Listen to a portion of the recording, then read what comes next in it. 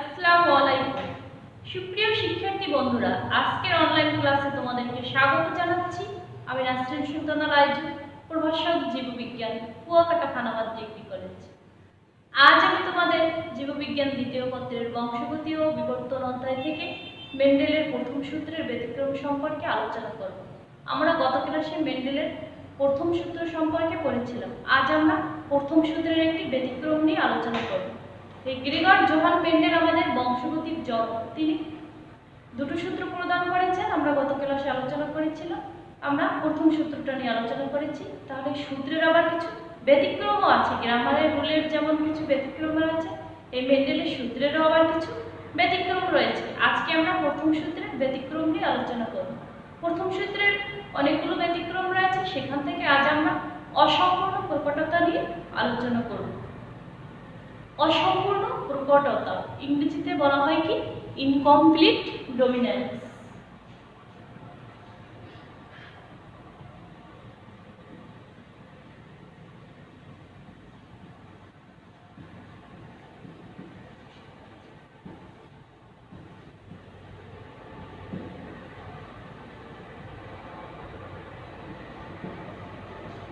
Incomplete dominance. তাহলে অসম্পূর্ণ প্রকটতা বা ইনকমপ্লিট ডমিনেন্স হচ্ছে একজোড়া বিপরীত বৈশিষ্ট্য সম্পন্ন জীবের মধ্যে ক্রস ঘটালে প্রথম বংশধরে প্রকার ফিনোটাইপ প্রকাশে পূর্ণ ব্যর্থ হয় এবং উভয় বৈশিষ্ট্যের মাঝামাঝি একটা বৈশিষ্ট্য প্রকাশ পায়। এটাকেই বলা হয় অসম্পূর্ণ প্রকটতা বা ইনকমপ্লিট ডমিনেন্স। এখন আমরা এই অসম্পূর্ণ প্রকটতা ব্যাখ্যা করার জন্য উদাহরণ হিসেবে সন্ধ্যামালতী ফুল নিলাম। সন্ধ্যামালতী বা মিরাবিলাস জ্বালাপা। এই সন্ধ্যামালতীর লাল বর্ণের ফুল এবং সাদা বর্ণের ফুলের মধ্যে আমরা ক্রস ঘটাবো। এখন দেখি তাহলে এই লাল বর্ণের ফুল আর সাদা বর্ণের ফুলের মধ্যে ক্রস ঘটালে আমাদের প্রথম বংশধর কেমন আসে। শিক্ষার্থী বন্ধুরা, মনে আছে তো? আমরা প্রকটতার জন্য নেই ক্যাপিটাল লেটার আর প্রচ্ছন্নতার জন্য নেই স্মল লেটার। তাহলে আমরা আজকে সন্ধ্যামালতী লাল বর্ণের ফুলের জন্য কি নিলাম? লাল বর্ণের জন্য নিলাম ক্যাপিটাল আর, আর সাদা বর্ণের জন্য নিলাম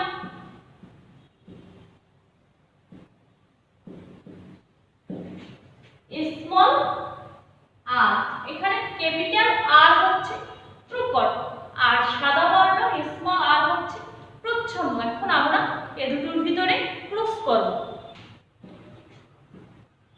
পিতা মাতা পিয়ন বা প্যারেন্টাল জেনারেশন।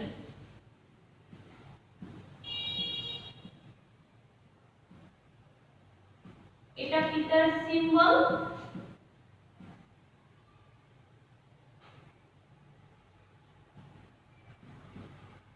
এটা মাতা সিম্বল।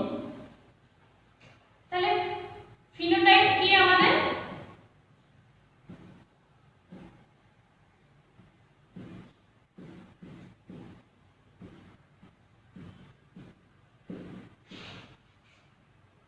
ফিনোটাইপ হচ্ছে লাল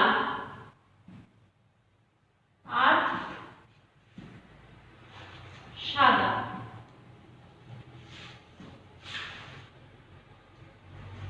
তাহলে জিনোটাইপ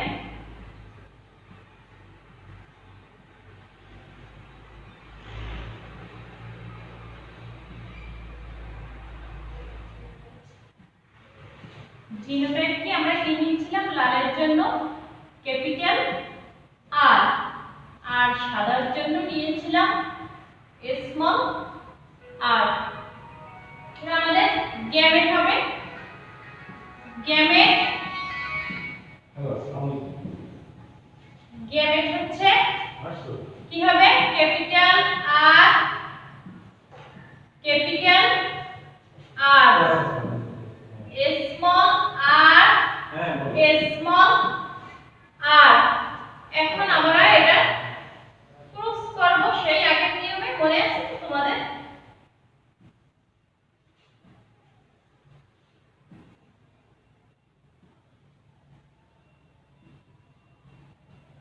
capital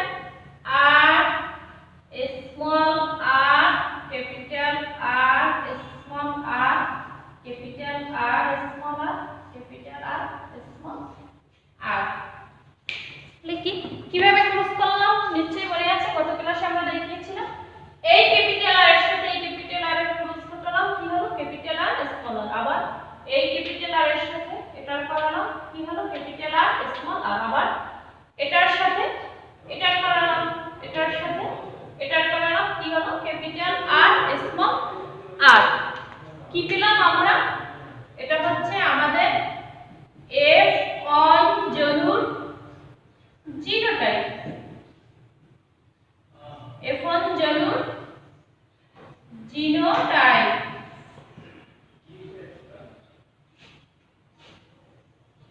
তাহলে ফিনোটাইপ কি হবে F1 জনুর?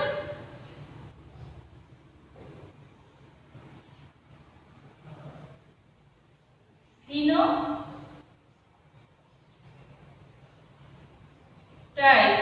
তাহলে F1 জনুর ফিনোটাইপ কি হবে? সবগুলোই কি আসবে? গোলাপি। সবগুলোই আসবে গোলাপি। এখন তো প্রশ্ন যে কেন গোলাপি আসলো?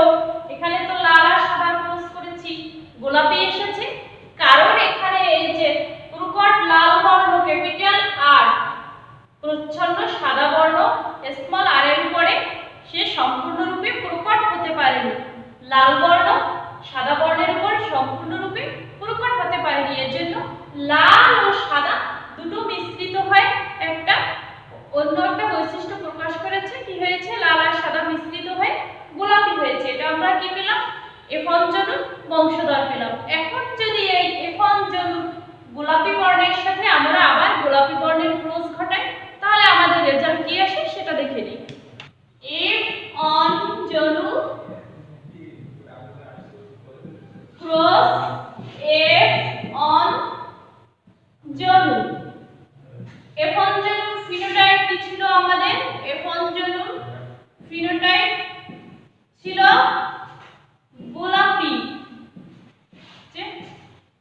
গোলাপি ক্রস গোলাপি।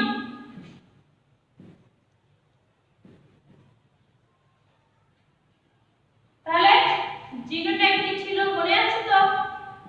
জিনোটাইপ ছিল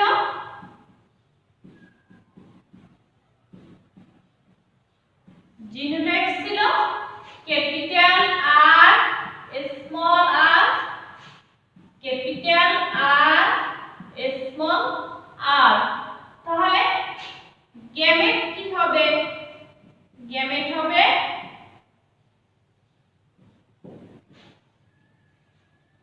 capital R small R, capital R small R. এখন এটা তোমরা এভাবেও করতে পারো, আগে যেভাবে করেছি ওভাবেও প্রশ্ন করতে পারো, আবার স্টিকার বোর্ডের মাধ্যমে করতে পারো। আমি এভাবে তোমাদের আজকে দেখিয়ে দিচ্ছি। সেই একই ভাবে একই নিয়মে আমাদের ক্রস আগেও যেভাবে করেছি এখনো ঠিক সেভাবেই করতে হবে। আমরা একটু বংশধর একটা এভাবেও ক্রস করে করতে পারি, আবার স্টিকার বোর্ডের মাধ্যমে করতে পারি। দেখি হলো capital R, capital R, capital R small R, capital R small R, small R small R. তাহলে আমাদের এখানে সবগুলোই কি আসতেছে? একটা আসতেছে কি? ক্যাপিটাল আর কয়টা পেলাম? একটা। এটা হচ্ছে আমাদের লাল। আর ক্যাপিটাল আর স্মল আর কয়টা পেলাম? দুটো। এ দুটো কি হবে? গোলাপি। এ দুটো হবে আমাদের গোলাপি। স্মল আর এটা হবে কি? সাদা। তাহলে এরকম কত হয়?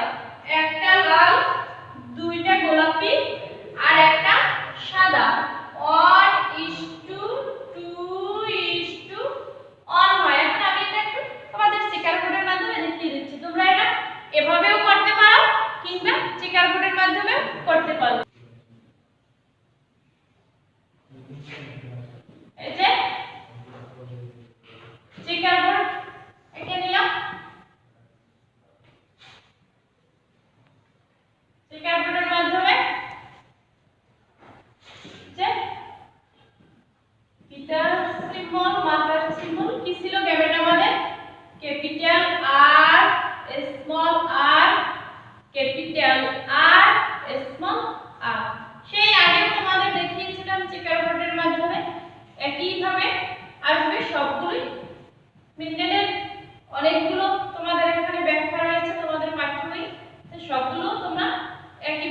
করবে। এখন দেখি কি আসলে সেই আগের মতোই ক্রস। এই ক্যাপিটাল আর এর সাথে এই ক্যাপিটাল আর কি হলো, ক্যাপিটাল আর ক্যাপিটাল আর। আবার এই ক্যাপিটাল আর এর সাথে পাশের স্মল আর কি হলো, ক্যাপিটাল আর স্মল আর। আবার এই স্মল আর এর সাথে এই ক্যাপিটাল আর স্মল আর। আবার এটার সাথে এটা কি হলো, স্মল আর স্মল আর। তাহলে কালার কি আসছে দেখি, এই যে এটা কি আসলো লাল, এটা আসলো গোলাপি, এটাও আসলো গোলাপি,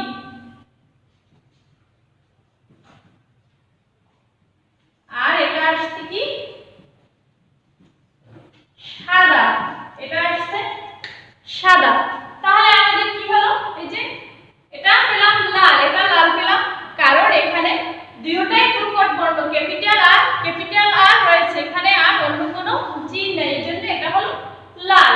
আর এই দুটো হলো কি গোলাপি, এই দুটো গোলাপি হয়েছে কারণ এখানে এই যে প্রকট বর্ণ ক্যাপিটাল আর স্মল আর এর উপর সম্পূর্ণরূপে প্রকট হতে পারেনি, যার জন্য লাল এবং সাদা মিশ্রিত হয়ে উভয়ের মাঝামাঝি গোলাপি রং প্রকাশ পেয়েছে। এরপরে এখানে আছে সাদা, এখানে দুটোই স্মল আর এখানে আর অন্য কোনো জিন নাই, এজন্য এটা হয়েছে সাদা। তাহলে অনুপাত কত হয়, 1:2:1। এটা হচ্ছে মেন্ডেলের প্রথম সূত্রের একটা ব্যতিক্রম, এটাকে বলা হয় অসম্পূর্ণ প্রকটতা।